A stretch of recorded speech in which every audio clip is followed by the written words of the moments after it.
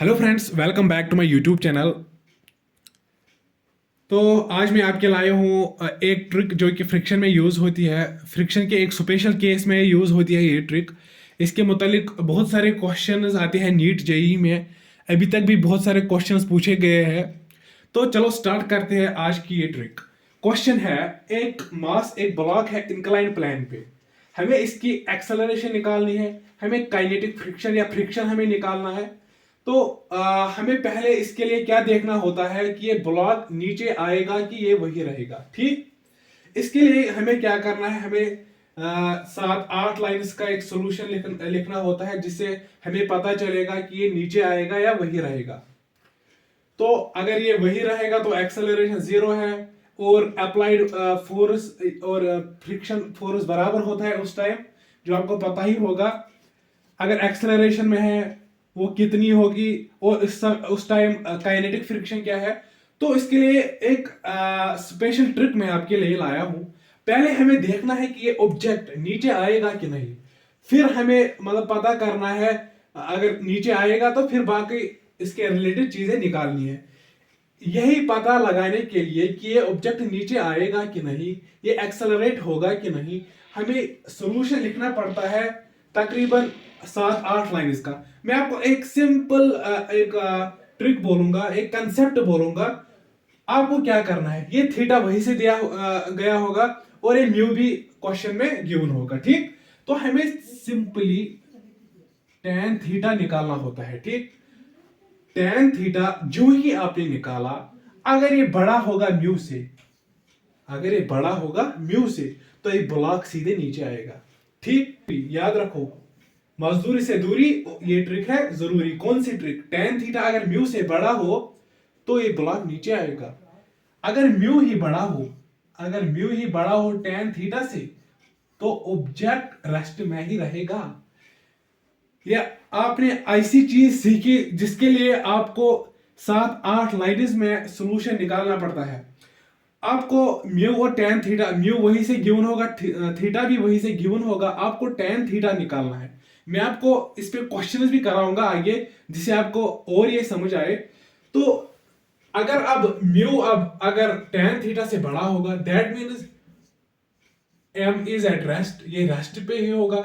ठीक, जब रेस्ट पे होगा तो एक्सेलरेशन जीरो होगी। ठीक, ये नीचे नहीं आएगा जब ये रेस्ट पे होगा। तो इस टाइम जो फ्रिक्शन, स्टैटिक फ्रिक्शन होती है रेस्ट पे, तो वो किसके बराबर होता है? वो अप्लाइड फोर्स के ही बराबर होती है। तो अप्लाइड फोर्स कौन है? अप्लाइड फोर्स है ये कंपोनेंट है एमजी का, एमजी साइन थीटा। तो उस टाइम जो स्टैटिक फ्रिक्शन होगी वो होगी एम जी साइन थीटा। आप देखो, दो लाइन में आपने ये आंसर निकाला कि नहीं निकाला? अगर आप ये सीधे करोगे, मतलब इस ट्रिक के बगैर, तो आपको क्या करना है, आपको एक आधे पेज पे एक क्वेश्चन करना है, फिर ये आंसर निकल के आएगा। ठीक, तो अगर अब क्या, अगर अब टेन थीटा म्यू से बड़ा होगा तो ये नीचे आएगा। अब हमें देखना, एक्सेलरेशन इसकी निकालनी है। ठीक, वो किस एक्सेलरेशन से ये नीचे आएगा। देखो, जिस जगह भी कांटेक्ट होता है दो बॉडीज में, यहाँ पे ये रफ सरफेस है क्योंकि म्यू दिया गया है, तो ये नीचे जो एम जी कॉस थीटा है, ऊपर ये क्या लगाएगा, नॉर्मल, जो आपको पता होगा। तो नॉर्मल किसके बराबर होगा? M g cos theta. तो नॉर्मल होगा एम जी कॉस थीटा। ठीक, और ये अब एक्सेलरेट करेगा नीचे। फॉर एग्जांपल हम वो ए लेंगे, अब हमें यही ए निकालना है। इस ए को निकालने के लिए हमें क्या करना है, हमें नेट फोर्स निकालना है, डिवाइड बाय मास करना है। ठीक, नेट फोर्स क्या है? नेट फोर्स है, देखो, अब ये अब नीचे अगर आएगा, क्योंकि टेन थीटा म्यू से बड़ा है, तो आपको क्या करना है, ये अपोज करेगा काइनेटिक फ्रिक्शन ऊपर, नीचे होगा mg साइन थीटा, एक्सेलरेशन भी नीचे ही है, तो mg साइन थीटा ऑब्वियसली बड़ा होगा काइनेटिक फ्रिक्शन से, इसीलिए ही नीचे आ रहा है। तो mg साइन थीटा से हमें माइनस करना है काइनेटिक फ्रिक्शन। क्या? Kinetic friction. और वो किसके बराबर रखना है? नेट फोर्स के बराबर। नेट फोर्स नीचे है एम ए, क्योंकि एक्सेलरेशन ए से ए नीचे आ रहा है। तो m g sine theta minus kinetic friction किसके बराबर होती है, mu N is equal to m a. तो एन यहां पे हमने निकाला एम जी कॉस थीटा। ये भी आपको याद रखना है, अब जब ये नीचे आएगा उस टाइम जो काइनेटिक फ्रिक्शन होती है वो किसके बराबर होती है, म्यू एन। म्यू जो ये है एन क्या है, एम जी कॉस थीटा। तो काइनेटिक फ्रिक्शन क्या है, m g mu m g cos theta. तो यहां पे क्या आएगा, m g sine theta minus mu m g cos theta is equal to m a. तो यहां एम ये कैंसिल हो जाएगा, एम ये भी कैंसिल हो जाएगा, तो एम यहां से भी कैंसिल हो जाएगा। तो यहां से क्या आया, ए आया बराबर एम, एम तो कैंसिल ही हुआ, जी sine theta minus mu G cos theta. ठीक, ये इसके बराबर है एक्सेलरेशन जब ये नीचे आएगा। ठीक, तो अब इसके मुतालिक हम थोड़ा सा क्वेश्चंस करेंगे जहां से आपको पता चलेगा कि इस ट्रिक की कितनी मतलब जरूरत है, आपको वहीं से पता चलेगा। अब आपको पता चल गया होगा कि फ्रिक्शनल फोर्स अलग अलग आया, जब ये नीचे आया तो उस टाइम अलग आया, जब ये वही रुका तो उस टाइम अलग आया। क्या आया, जब ये रेस्ट पे ही रुका, जब ये नीचे नहीं आया तो फ्रिक्शनल फोर्स आया mg साइन थीटा के बराबर। क्यों, क्योंकि यही अप्लाइड फोर्स है, इसी फोर्स की वजह से ये नीचे आना चाहता था, लेकिन इसमें इतना दम नहीं था कि ये इसको हरा सके। तो इस टाइम जो फ्रिक्शनल फोर्स है वो mg साइन थीटा के बराबर ही आया। और जो जब ये नीचे आया तो उस टाइम किस के बराबर है, म्यू एन के बराबर। एन है mg cos थीटा, तो उस टाइम काइनेटिक फ्रिक्शन जो आई वो आई mg cos थीटा के बराबर। और एक्सेलरेशन भी आपने सीखी कैसी निकालनी पड़ती।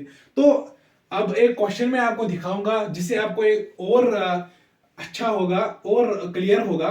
तो ये क्वेश्चन है, हमें इसमें फ्रिक्शनल फोर्स निकालना है। आपको क्या करना है, जो नीचे फोर्स है mg, ठीक है, 10 kg पे mg नीचे ग्रेविटेशनल फोर्स लगता है, तो इसका एक कंपोनेंट है यहां mg cos थीटा, और जिसकी वजह से नीचे आना चाहता है वो है mg sin थीटा।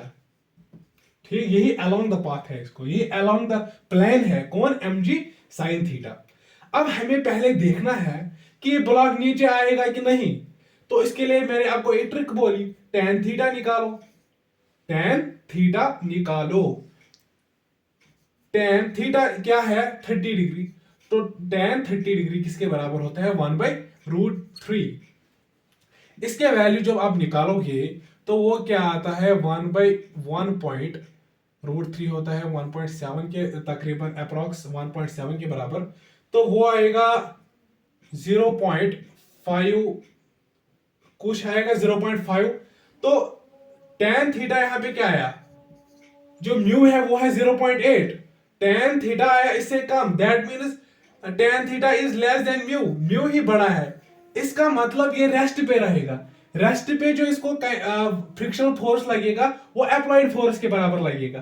तो फ्रिक्शनल फोर्स जो आएगा वो आएगा mg sin थीटा के बराबर। m क्या है 10, g का वैल्यू भी 10 है, और साइन थीटा साइन है 30, साइन 30 का वैल्यू होता है 1/2। तो 10 10 100, 100/2 इज 50 न्यूटन इस पे लगेगा फ्रिक्शनल फोर्स। ये आप देखो, दो लाइंस में आपने आंसर निकाला जिसको आपको एक पेज में तकरीबन करना होता है। ये एक महा ट्रिक है आपके लिए जो इस स्पेशल केस में इस्तेमाल होती है। अगर आप अब बोलो ये मैंने किसी स्पीड से ये ऑब्जेक्ट यहां फेंका, या कोई एक्सटर्नल फोर्स है इस पे अप्लाई होता है जिससे ऊपर नीचे, उस समय ये ट्रिक इस्तेमाल नहीं होती है। ये उस टाइम इस्तेमाल होती है जब आप ये ऑब्जेक्ट इस पे रखोगे, बस आपको कोई एक्सटर्नल फोर्स नहीं लगाना है, सीधे आपको बताना है इसका एक्सेलरेशन निकालो या इसका फ्रिक्शनल फोर्स निकालो वगैरह। इसके मुतालिक आपको मतलब क्वेश्चन में पूछा जाएगा। ये उसी के लिए ट्रिक है, ना कि अगर आप कहोगे, अगर क्वेश्चन में बोला होगा कि एक एक्सटर्नल फोर्स भी है इस पे, तो उस टाइम ये ट्रिक यूज नहीं होती, ये इसी स्पेशल केस में यूज होती है। अब मैं आपके सामने एक और क्वेश्चन दे दूंगा, आपको और क्लियर हो जाएगा। तो अब हम ये क्वेश्चन सॉल्व करेंगे। क्वेश्चन क्या है, हमें एक्सेलरेशन निकालनी है इस ऑब्जेक्ट की। क्वेश्चन है, एक 10 kg का ब्लॉक है इंक्लाइन प्लेन पे 30 डिग्री इंक्लाइन प्लेन पे, इसका म्यू दिया गया है 1, तो हमें इसकी एक्सेलरेशन निकालनी है। तो आपको पहले चेक करना है कि ये नीचे आएगा कि नहीं, अगर आएगा फिर एक्सेलरेशन निकालेंगे, अगर नहीं तो क्या फायदा हम इतना लंबा चौड़ा मतलब सोल्यूशन लिखेंगे। इसी के लिए ये ट्रिक यूज होती है। हमें सिंपली tan थीटा निकालना है। tan थीटा आप देखो tan 30 डिग्री जो कि 1/√3 होता है, जो हमने अभी निकाला 0.5 के कुछ। तो म्यू ज्यादा है, क्या है, म्यू 1 के बराबर, म्यू ग्रेटर देन है tan थीटा। इसका मतलब ये रेस्ट पे रहेगा, तो हमें एक्सेलरेशन वगैरह का सोचना ही नहीं है। जब ये रेस्ट पे होगा that means acceleration is equal to 0। आप देखो कितना सिंपल होता है इसे क्वेश्चन। बहुत सारे क्वेश्चंस हम और कर सकते हैं इस पे, आप खुद भी ट्राई कर लेना और मुझे कमेंट बॉक्स में बोलना कि ये ट्रिक आपके लिए फायदेमंद साबित हुई कि। अगर आज के बाद इस टाइप के क्वेश्चंस आपके सामने आएंगे, अब मजदूरी और नहीं करनी है, अब मजदूरी से दूरी, और ये ट्रिक है जरूरी। तो ये याद रखना, ये ट्रिक लगाना और मजदूरी वगैरह नहीं करना है। चलो गाइस, थैंक्स।